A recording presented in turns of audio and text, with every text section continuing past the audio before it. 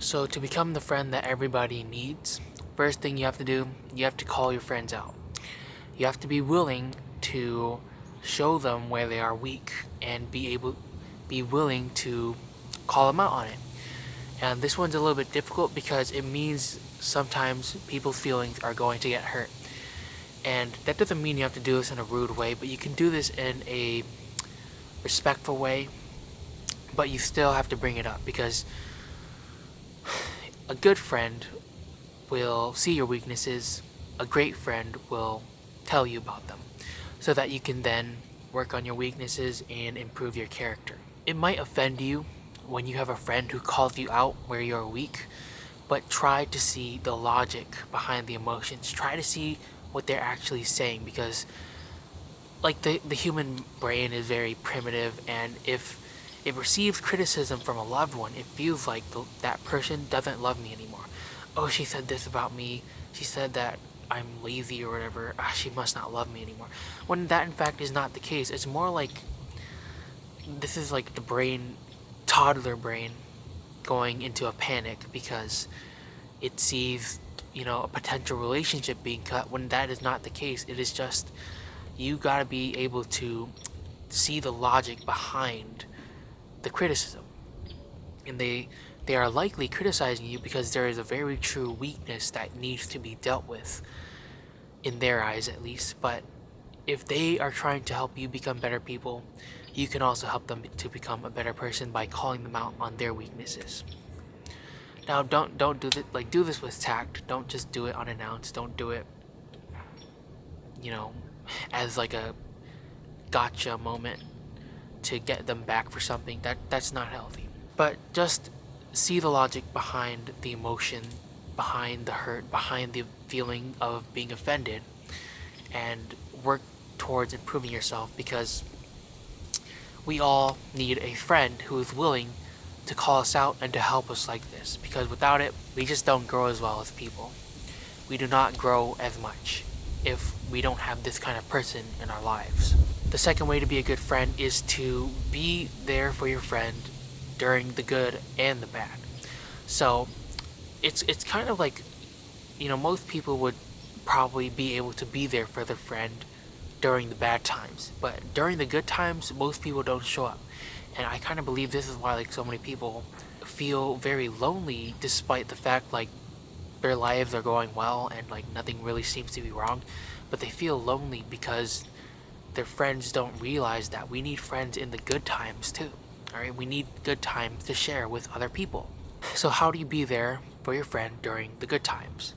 One, you celebrate their wins. Whenever they succeed at something, or they get a promotion, or they get accepted into their, dream job, university degree, whatever, celebrate with them. All right, genuinely be happy for them. And if it's really a friend that you care about, you want to do this because this shows that you care about their success. And if they feel like you care about their success, they are more likely to be invested in your success. And that way we can celebrate each other's successes. But it's something that we have to be reminded of because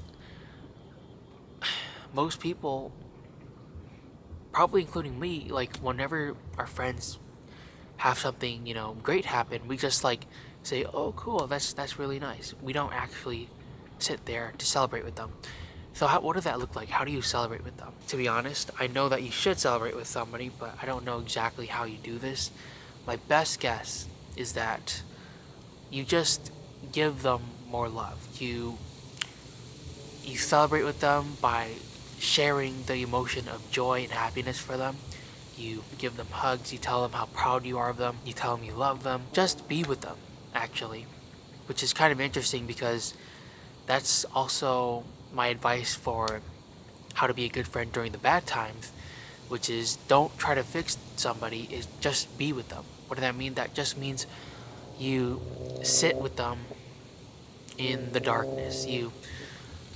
When they are upset, when they are sad, you just give them a hug and sit with them. You feel the same emotion that they do. Now, that doesn't mean you have to like cry if they're crying, but that means like You don't judge them for it. You don't try to change what they're feeling. You don't tell them what they should do to fix the problem. You just sit with them as a friend. And it's a little difficult because the first instinct for many people is, okay, you have a problem, you're coming to me with it, let me try to help you fix it. When that is not what most people need. And if you're in this situation where you need help, but like you just want someone to listen, you don't need their help, you got to make it clear, all right? I don't want you to give me solutions. I just need someone to talk to about this. If you are on the receiving end, if you're listening, just be like, do you want me to listen or do you want me to help you solve this problem? Because I'm willing to do either one. And that just shows consideration and helps us to be together and to support each other during the bad times.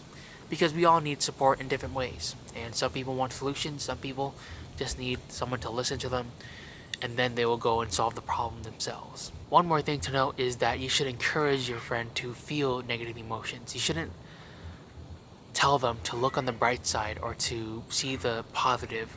Let them feel their negative emotions. Don't let it spiral downwards, but just be there with them as they feel those emotions, because that's what's likely to help them feel like you care. And the last thing you need to do in order to be a good friend is you need to take the initiative. So make regular plans to spend time together. I feel like most people nowadays take their friends for granted, where we just have these friends and we enjoy the time we spend with them, but we never arrange it. We never set a plan. And it's one thing if schedules don't align and most people are busy, but it's another thing if there's so much free time but just nobody can be bothered to take the first step to reach out. Don't underestimate what spending a few hours each week could do to somebody that you care about. Cause that's a huge thing, especially nowadays, where most of us spend most time at home because we get home from work, and then there's all the distractions that come with that. And that's a separate topic, but I think most people would rather spend time with loved ones and with friends rather than do all those things. And it just takes reaching out to make that happen. So to be the good friend that everybody needs, you gotta be the first one to do this. You gotta take the initiative. And that's not easy. I say this myself because it's not even the fact that you feel bad or whatever. It's like you just don't think of it most of the time. You're just busy with your life and you're like, yeah, it would be fun to hang out with this guy, but I got this other thing to do, or I need to do something right now, I can't think about it. When it comes to being a good friend, you gotta find the way to make the time. The next thing you gotta do is you gotta be willing to take the initiative when it comes to bringing up deep topics. So you gotta be willing to discuss deep personal topics that each person can express themselves fully. So there are these friendships where it's mostly like you just hang out and you just have fun together, but it's just surface level. It doesn't really go deeper, and that's a real shame because there's everybody. I don't know. I feel like everybody just has this craving for a deeper conversation.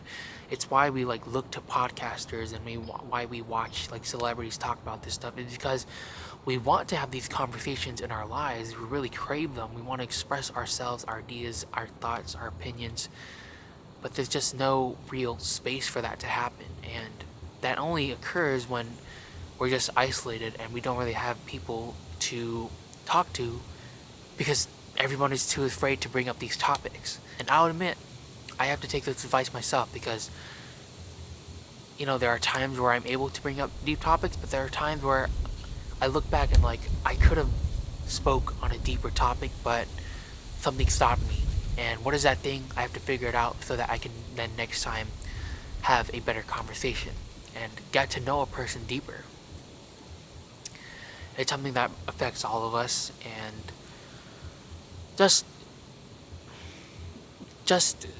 have the intention to make the attempt, because you will be surprised at just how interesting these kinds of conversations can become. Because what makes you interested in a person is not so much who they are, what they've done, how much they have.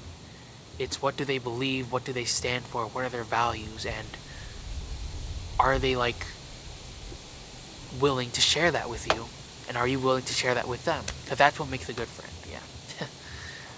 That is just one key aspect of being good friends, is having the real deep conversation connection that comes with deep topics. But somebody has to bring it up, so it may well be you. And one last thing, one last tip I just want to give you to be a good friend is don't let the sun set while you are still upset at them. The thing about good friendships, like I said in the first point, is that you will get offended at sometimes the things that you do to each other. And it is your responsibility as a good friend to make sure that things are solved before the sun sets. Because it's a sucky feeling when like you've had a fight with a friend and you're trying to go to sleep, but like there's this pit in your stomach, and basically it's telling you to make things right, because right now, things got heated, emotions got, raised.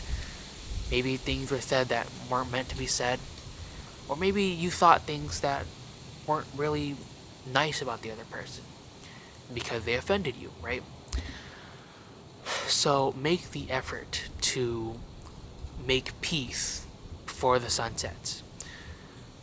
Just, like it's a practical thing. Just reaffirm your care for them. Let them know that you care about them. Let them know that you love them.